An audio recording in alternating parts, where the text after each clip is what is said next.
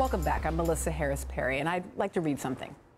I woke up this morning feeling like I had a horrible nightmare, feeling like I'm mourning the death of my closest friend.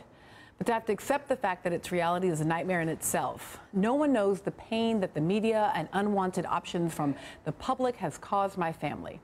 To make us relive a moment in our lives that we regret every day is a horrible thing. I want you to pause. Those were Janae Rice's words. And I want you to take Janae Rice seriously. You see, it's very likely that before you knew her name, you knew her husband, Ray Rice. February of 2013, he earned a Super Bowl ring with the Baltimore Ravens when they defeated the San Francisco 49ers. It's very likely that before you knew her name, you had seen her unconscious form being dragged from an elevator by Ray Rice, who was then her fiance. It's very likely that before you knew her name, you had seen her sitting sullenly alongside Ray Rice during a May 23rd press conference that the Ravens arranged. In fact, if you've not been paying very close attention to the story, you may not even have known her name before seeing the newly released this week by TMZ Sports video in which Ray Rice punches her in the face and knocks her unconscious. In case you've missed it, her name is Janae Rice. But it might be easy to miss it because the names we have heard most in recent weeks are Ray Rice, Commissioner Roger Goodell, NFL. After the most recent video of Ray Rice punching Janae was released, the Baltimore Ravens terminated his contract. Commissioner Goodell also levied new punishment, extending Rice's 2-game suspension to an indefinite one shortly after the Ravens fired him. It seems everyone has seen the tape. Everyone has an opinion. Everyone wants to weigh in. Here's what Janae Rice wrote on her Instagram. To take something away from the man I love, that he has worked his ass off for his whole life just to gain ratings is horrific. This is our life. What don't you all get? If your intentions were to hurt us, embarrass us, make us feel alone, take all our happiness away, you succeeded on so many levels. In response, Washington Post columnist Petula Vorak wrote, "Poor woman. Domestic violence is above all embarrassing. And seeing the part of her life she thought was behind closed doors broadcast around the world is humiliating. But there will be greater good out of her personal pain." This position seems to be the opinion of many. On purpose or by default, it doesn't matter what Janae says or what she wants as long as her pain and humiliation serve a greater good. But I want us to pause and say her name, Janae Rice. I want us to read her words. This is our life. I want us to take her seriously. Not because we agree with her, but because what is happening right now doesn't seem to have much to do with Janae at all.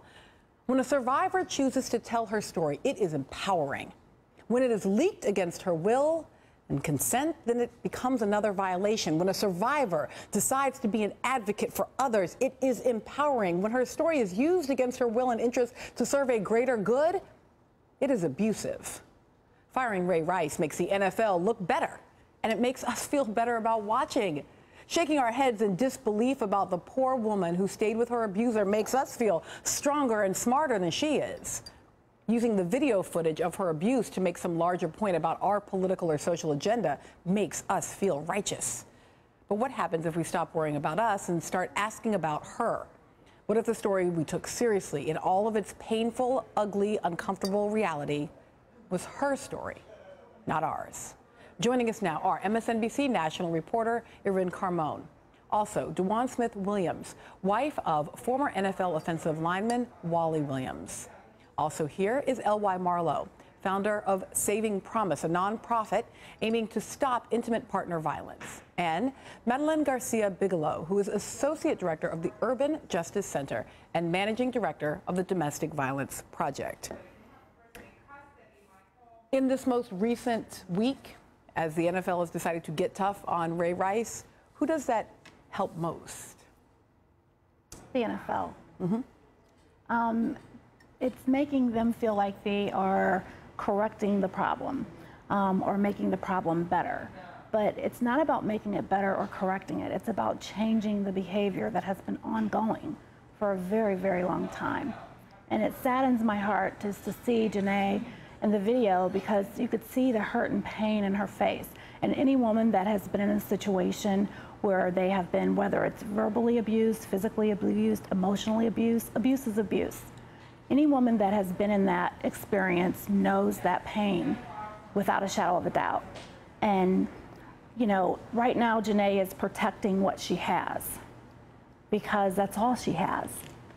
When you say that, I do not want to miss that, because I keep feeling like the story that emerges from this, if you listen to it with different ears, is the problem isn't the abuse. The problem is that the abuse was on video. Correct.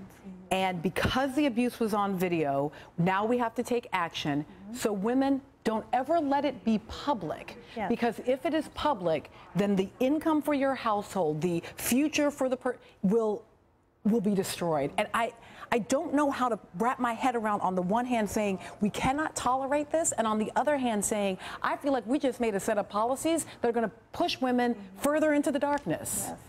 But if I may, we tend to do that all the time. When there's an issue, we tend to react, and we were speaking about this in the green room earlier. When there's an issue, we react, we enact something, and we put no thought, no meaningful thought into actually how to implement it, how to deal with the root problem.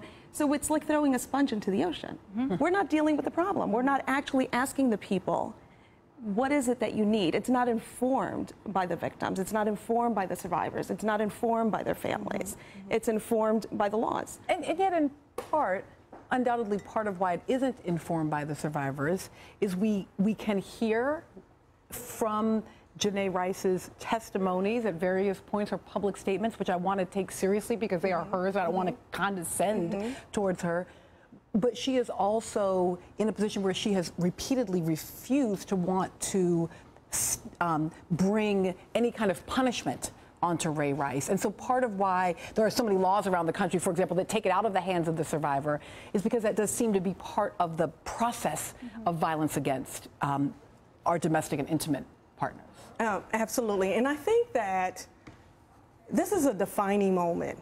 Janae's story, as tragic as it was, and as traumatic, I suspect, as it is for her family, this is a moment that we can take a pause and say, wait a minute, this is a time that we can shift what has happened, take the spotlight off of this, use Janae's story, and bring about a level of prevention and education and awareness to make sure that Janae's story is really celebrated in a way that other women will know that I can come forward.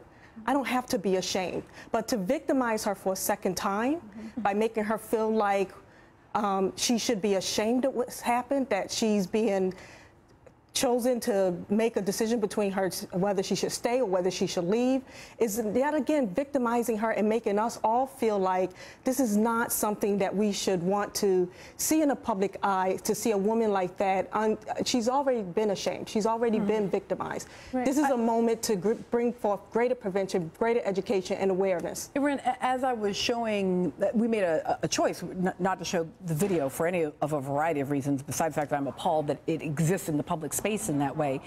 But even just the still photos, I saw every person at this table cringe physically when those images came up.